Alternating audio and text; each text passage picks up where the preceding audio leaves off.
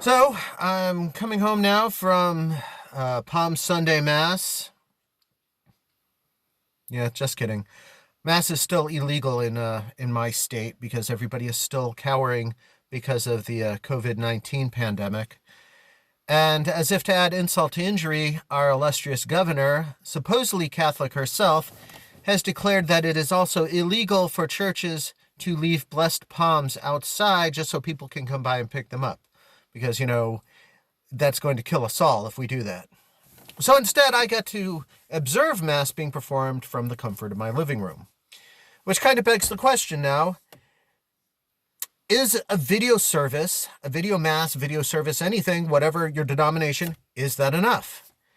Now, it seems like a lot of people think, sure, it is. I mean, I've seen on social media a lot of people praising that pastors are putting their sermons up on video and saying, oh, this is wonderful because we can worship at home and we can do all this and it's just wonderful. And in fact, how dare you actually try to go to Mass or go to whatever church you're going to because your hero of a pastor is putting it online. Now, don't get me wrong. I am grateful now that the government has declared it is illegal to actually go to church, that priests and pastors are putting out their services online. But is it enough? Now, it seems to the Protestant it is enough. And I'm sorry to say, but that sadly speaks to the deficiency of whatever Protestant service you're going to. How dare you? Okay, no, I'm not really intending to try to insult you or anything, but this is a trend that I've been seeing among non-Catholics a lot, that this idea that, going to church is fine and all, and it's a good idea, and it's helpful and beneficial, blah, blah, blah, blah, but it's not necessary. And when you think about it, why would it be necessary? What are you going to Mass for? What are you going to your church service for?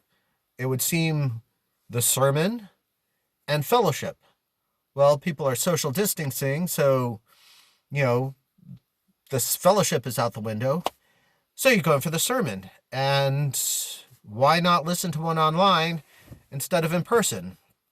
I mean, there are plenty of sermons I've listened to that I've enjoyed online. I like getting online and listening to a good sermon.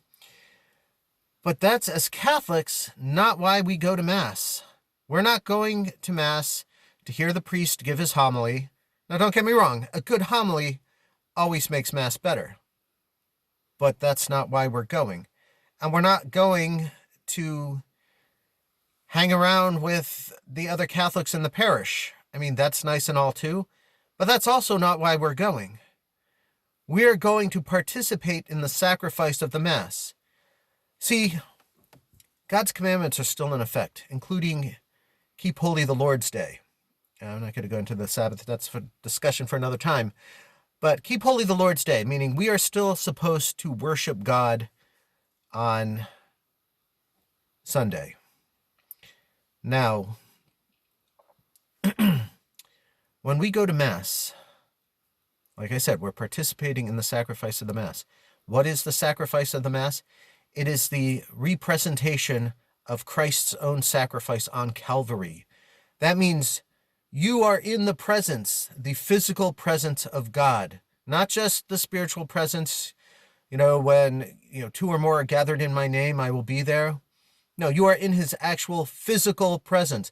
It's like in the Old Testament when the Jews gathered at the temple. The reason they gathered at the temple, because God's presence was in the tabernacle. That's why nobody actually entered the tabernacle either, except for once a year. God's actual presence was there. Now his presence is in every Catholic church. You hear people say, oh, no, it's fine doing this at home because it's not about the building. Yes, to a degree, it is about the building, because the building is hallowed ground, and it is hallowed ground because Jesus Christ is literally there.